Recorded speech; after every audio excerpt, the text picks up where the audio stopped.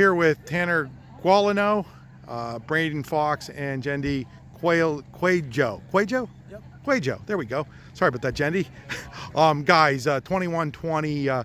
You lost one of these against Du Bois. How much did the experience in that one help you tonight? I mean, that was a tough loss against Du Bois. It really was. We kind of used that to drive us to, this game and just fuel us to be better. You give up the 91-yard touchdown run. Now you've got to play defense, on the two-point conversion. They call timeout. What's being talked about during the timeout? What all possible plays that they can run. They can do so many things with all their athletes that they have. They're such a good team. But we're able to cover it. Talk about the play by Grennison there, getting into the backfield, getting the sack there. What did you see from your positions? I took. Go ahead, Jim. My bad.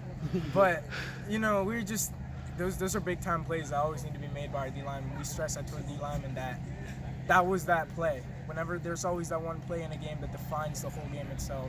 And that was that play, and we did what was supposed to be done, and that won us the game. They scored to go up 21-14. You guys get the big kickoff return. As the quarterback, Braden, how excited are you now that you're not in the back of your end zone like you were for most of that fourth quarter to begin with? That's really important to us. I give props to Matt Pine. He's really helped us all year on either it's punt returns, kick returns. But that whole fourth quarter, we were pretty much within the 20-yard line of the other end zone.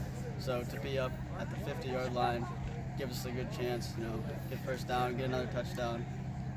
Really good for us. Talk about the decision to give the ball to Jendi on the handoff from the 10-yard line. You guys have been passing a lot from that point. Was that a call that came from Coach Varischetti? Was that something you guys talked about? What was the thought process there? If he wants the ball, we're going to give it to him. We trust him enough. Jendi, what did you see on that play? I felt like the whole game they were just trying to shut down the run.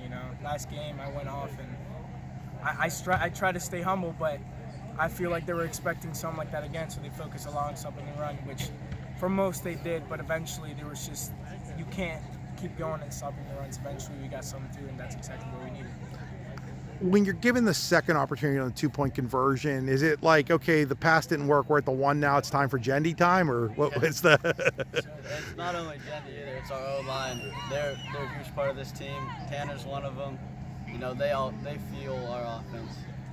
When you're in a game where 1 minute a call's going your way, the next minute a call's going the other way, how do you guys react on the field? I mean, it's got to, the emotions have got to be high and low. You see them score a touchdown, you see it called back. You think you've thrown the ball away, it turns out that it's an intentional grounding. You think you've lost the third down, now it's a roughing the passer. When you, and I'm not criticizing the officials one way or the other, but I'm just saying in a game where you get those kind of calls that are so big in the momentum that aren't things that are caused by the players, how do you guys manage to maintain an even keel? Those are just things that we as players cannot do anything about it. That's all coaches and refs.